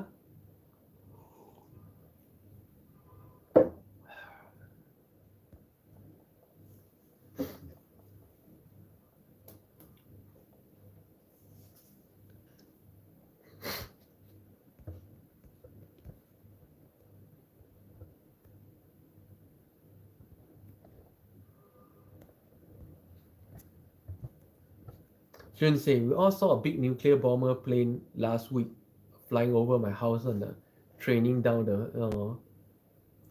Understand that you don't know. See, the thing is, see. This sentence alone is one of the biggest problem that I always urge all my viewers to be aware of. You don't know it's a nuclear bomber. Let me ask you today, right now, which kind of aircraft is capable of carrying a nuclear bomb? You don't know. You don't even know what a nuclear bomb really looks like right now, okay? Don't assume. If you don't know something, just say you don't know. Assumptions like this is exactly the problem, is part of the problem that you see around us all the time. You see a big plane, that's all there is. But once you start to label, see, this is the problem, Labels are very, very, very dangerous for your life and for other people's life. When you see a big plane, it's just a big plane. That's the reality. Yeah, I saw a big plane fly over. That's it, full stop. That is a sign of spirituality. If you're a spiritual person, you will see just a big plane. But if you are not a spiritual person, you will see what you call a nuclear bomber when you don't really know. You see, this again right here drives the point. This drives the point of what I was saying just now. That this is why the issue of identities and labels are such a big issue in spirituality. That in spirituality, the first thing we strive to get rid of in our vision and mind is labels and identities. Because here, this is a very small example, but a significant example. A spiritual person will see a big plane pass by, that's it. It's just a big plane pass by. A non-spiritual person will see a nuclear bomber pass by. Will see a Thunderbird pass by.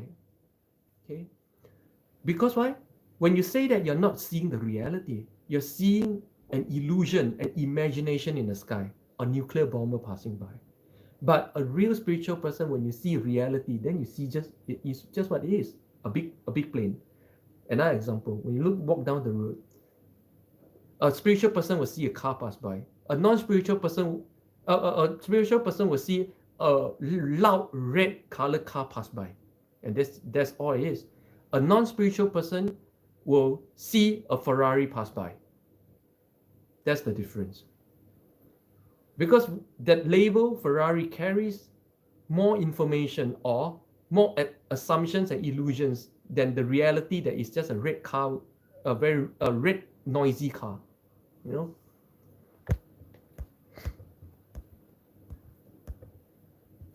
Anyway, I like where I live. It was in our news. Same thing, you know, news or not.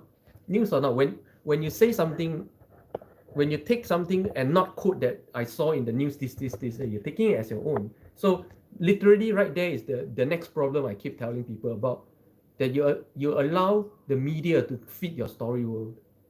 Yeah. The story world is one big part of the problem. And the story world is built up to you, given to you by the news. It's always been.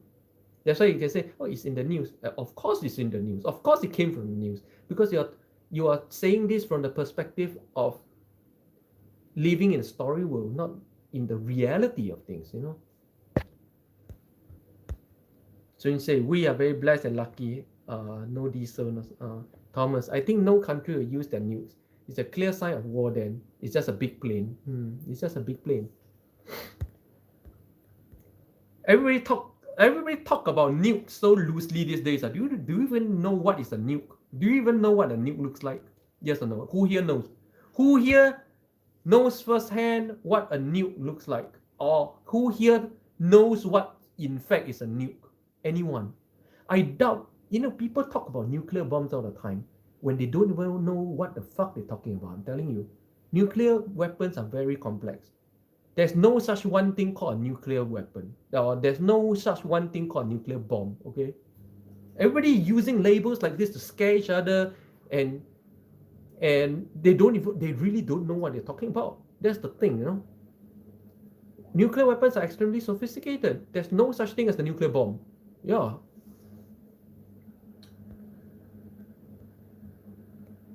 Shouldn't say it was a bomber, it was on our news as well. Yeah, like I tell you, you're allowing the news to feed you the story world. You see, most people, you're so identified with the story world that to you, that's the whole reality. The news say like this, and therefore it is like this. That's the whole problem with the story world. For a spiritual person, all you see is a big plane, and that's it. Regardless of what anyone says, you only see a big plane. I watched the news over the past 24 hours, but all I see are just the facts, not whatever the news is telling me anything. That's the difference between a spiritual person and a non-spiritual person. That's why I keep saying, you know, that spirituality is the hard science of reality.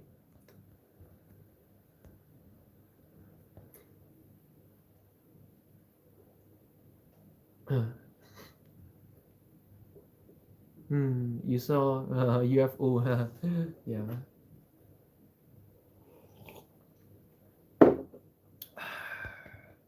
Kim Teo, the discussion of big car or Ferrari, people are always telling me to give more details on the sentence. Just saying a car seems very ignorant. I think it is social expectations. Exactly. So if you are not able, that's why Kim Teo, this is an issue that I have been raising up to you for a very long time. If you belong to a certain structure, you will be bound by the limitations of that structure. A structure itself is a lack of freedom and a limitation. And this is why in Buddhism, if you really want to achieve, you're serious to to pursue the path of Buddhism, there's only one way. That's to become a monk. And to become a monk means you're breaking away from family structure, social structure, and all other known social structures. That's becoming a real monk. That's called 出家, exiting the structure. Yeah? Until you do, you will be bound by the structure. And when you're bound by the structure will pull you in again and again and again and again. You will not see real freedom. You will get a glimpse of reality and then get pulled back into the illusion. You will see the red pill and the blue pill and then get pulled back into the matrix again and again and again and again. It is an inevitability of people living in the matrix or people living in the structure. I think I've said this, I raised up this to you a long time ago, yeah, for a long period of time. Because I see that in your life, your biggest problem is the structure. The structure around you is very strong. The structure you have around you, as far as I know you over the past few months, right, keeps pulling you back into the matrix. You're trying to break free. You're trying to see the real world. You're trying to take the red pill or the blue pill, I can't remember. Huh? But you keep getting pulled back into the matrix again and again and again. For me, when someone asks me, oh, what passed by? I say, oh, a big loud car. And that's it.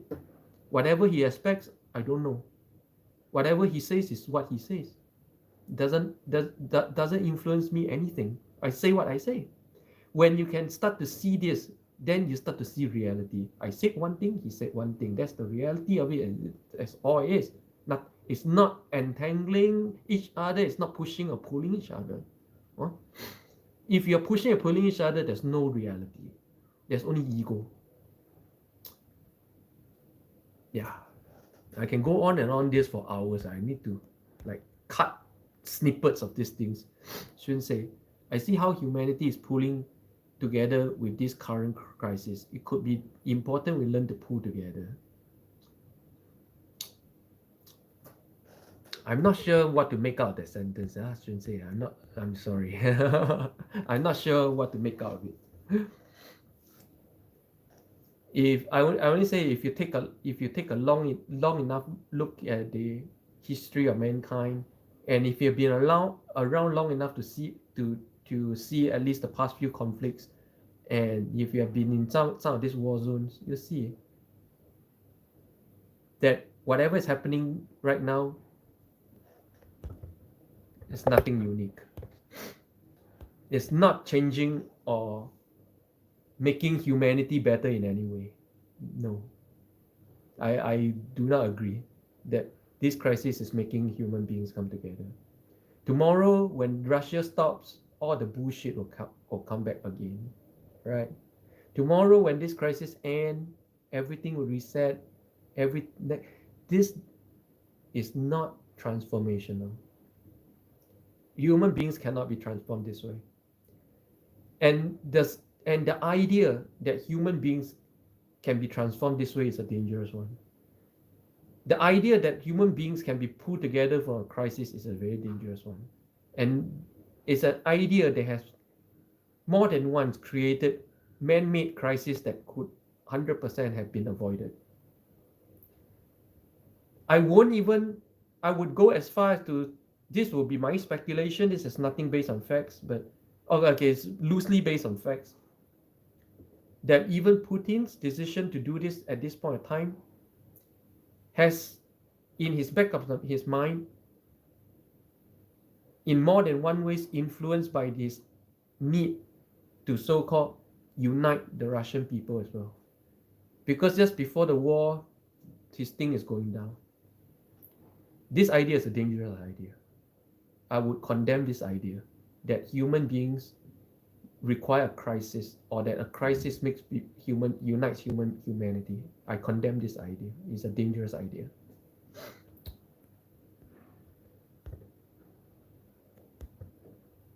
Kim Teo, but you're not a monk yet, achieve high spirituality. I was a monk for 7 months. I wouldn't say that it did nothing, I would say that 7 months of being a monk was an important part of my journey.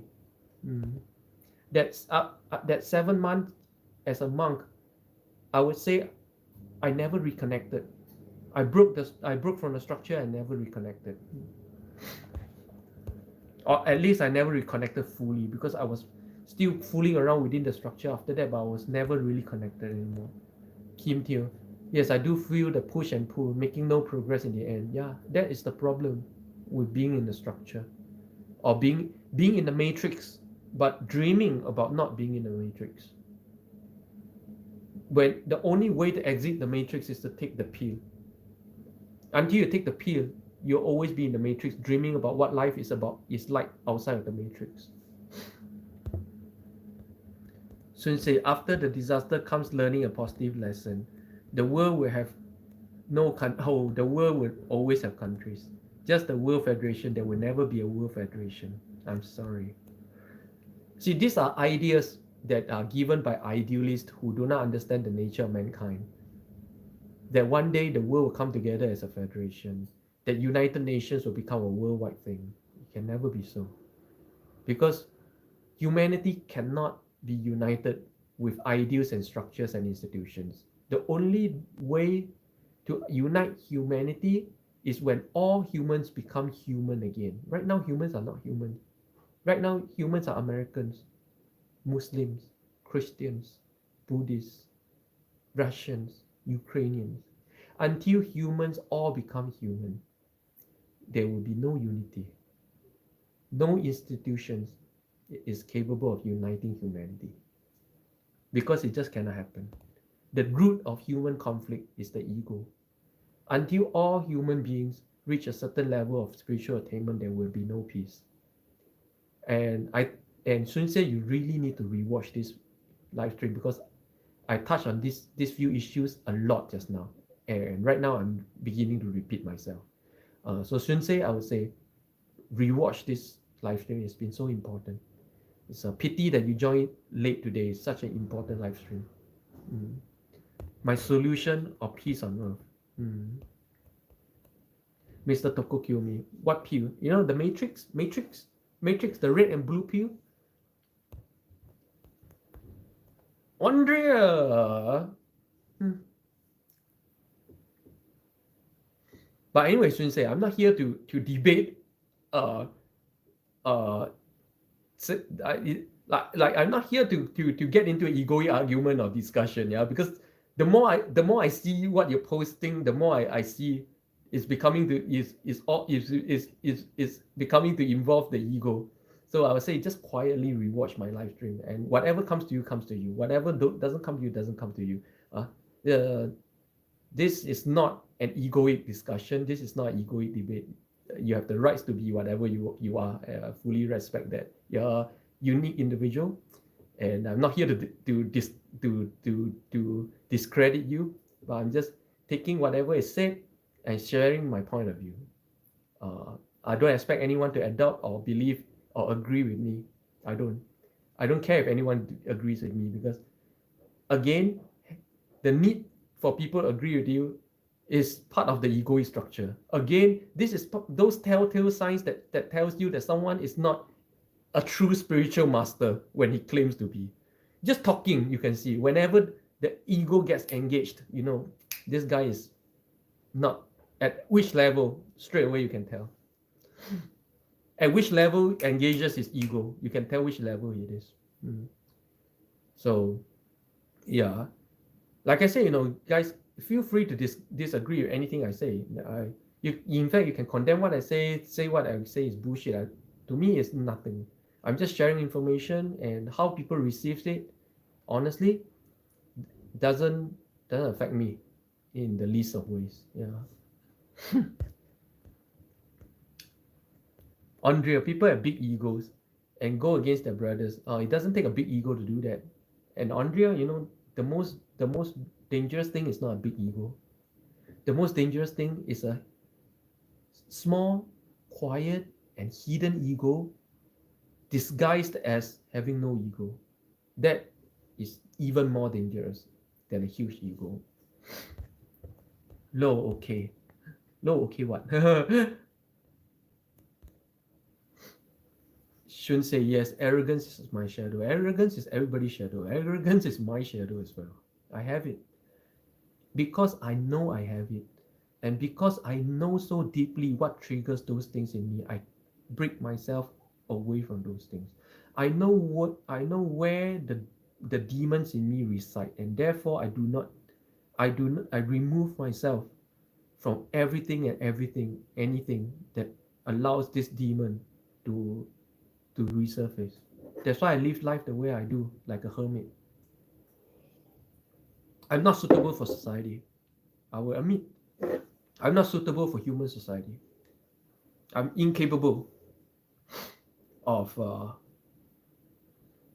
of remaining sane in a human society structure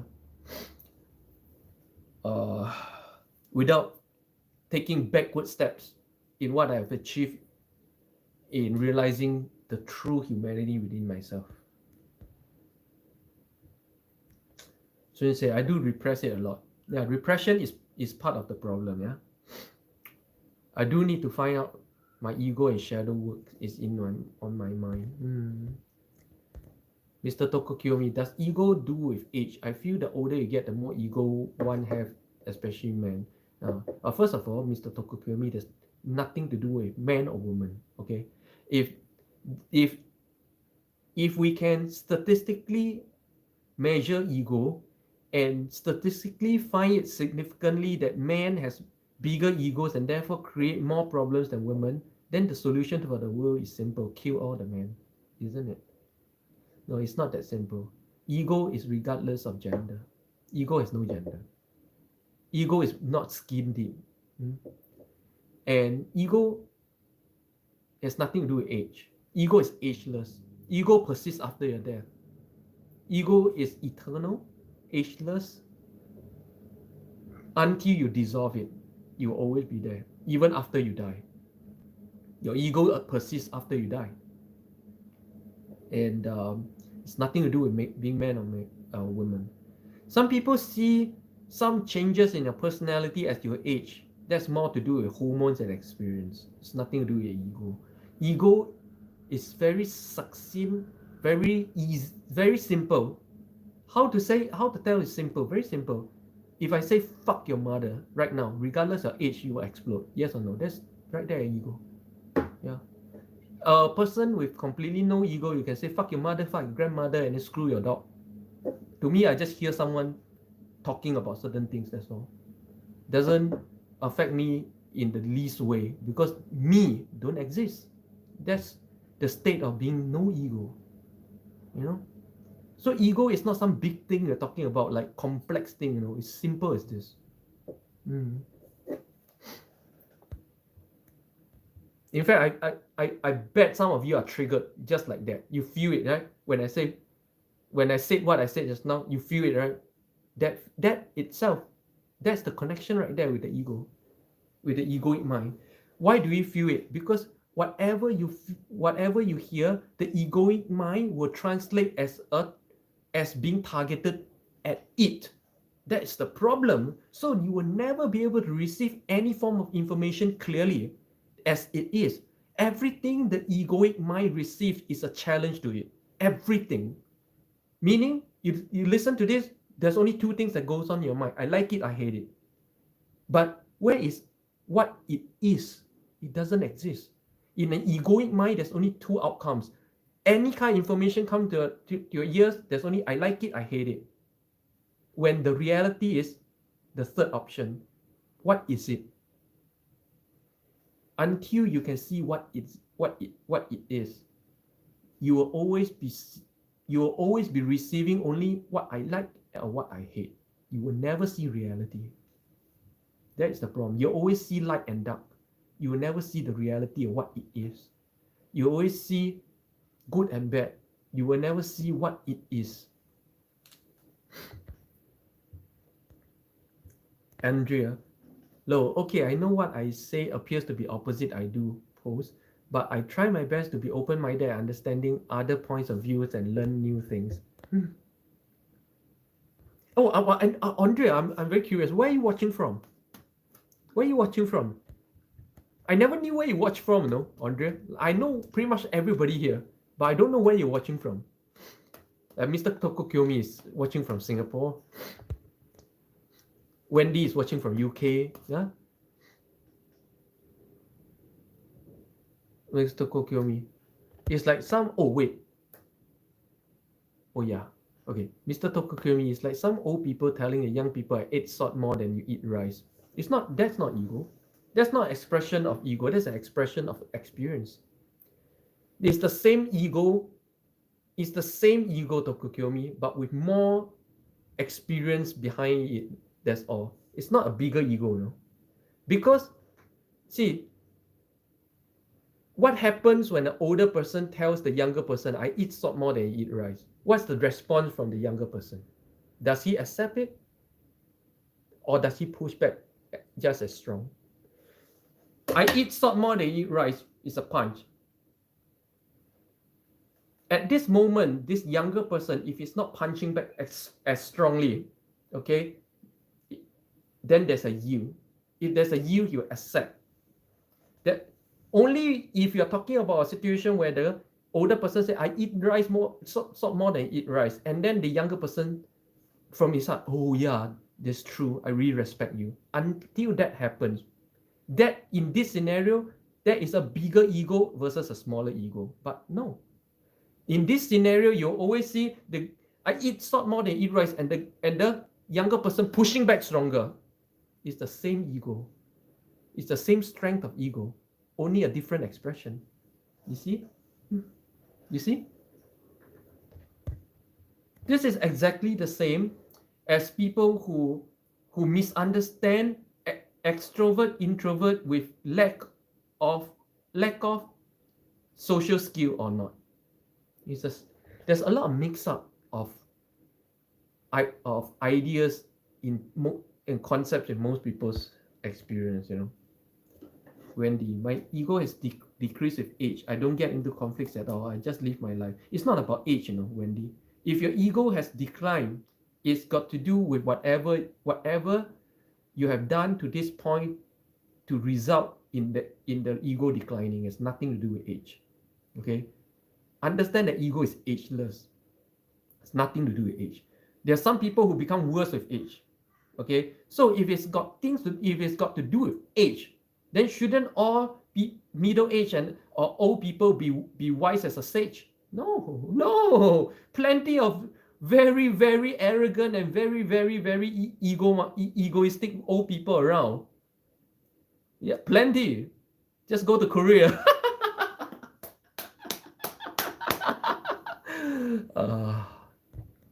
Mr. Tokukyomi. Ego is that inner demon. Yes, you gotta understand and be able to differentiate between ego and experience and simply the different manifestations of behaviors of the same ego. Andrea is watching from Romania. Right. Very so close to Turkey. Like, of course, right now with all these restrictions, it's hard. But you know, we can literally I can literally fly to Romania for breakfast, and then after that fly back in the afternoon to play my games.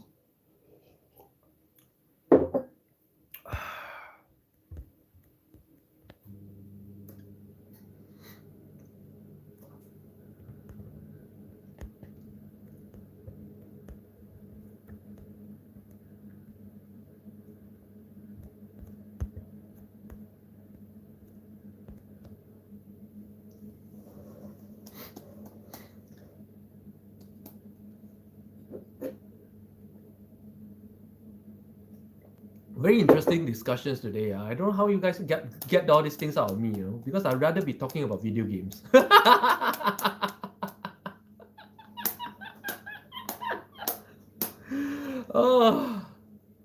I'd rather be talking about video games than all these things.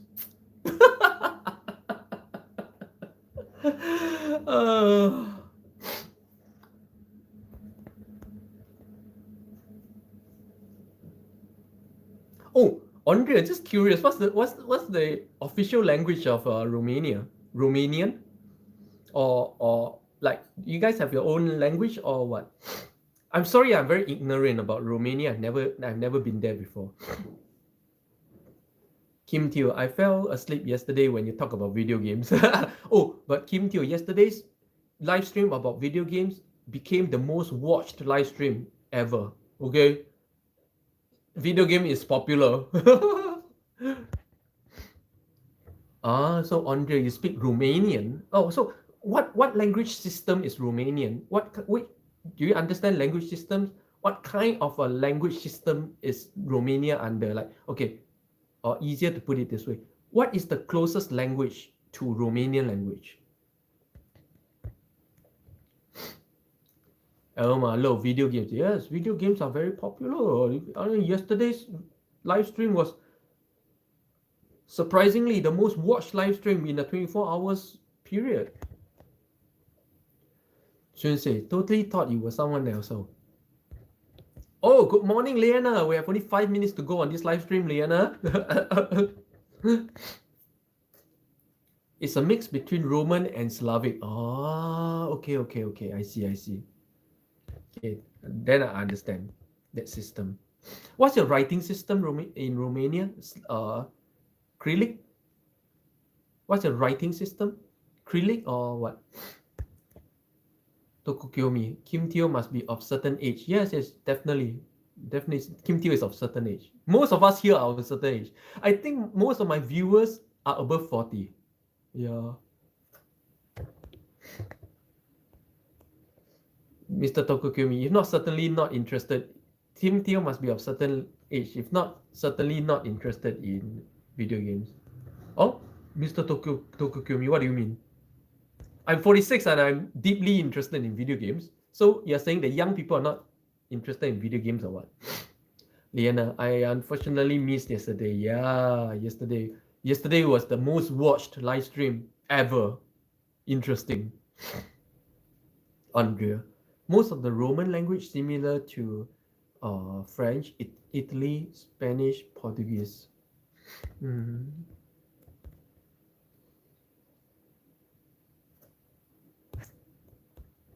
James, Romanian sounds Italian. Oh. So what's the writing system? Alphabet system or Cyrillic system? Oh, internet is not the best here. And everybody left. Okay, since everybody left, then I should go too. It's 2 hours. And thank you so much. Thank you all for joining and great discussions today, sharing some really deep things. Some might offend some people, but understand that I say what I say. I share what I know. It's not directed at anyone. When you feel that it's directed at you, that's the thing that I'm warning you about. Okay. So yeah, everybody enjoy your Sunday. And see you guys tomorrow. 안녕.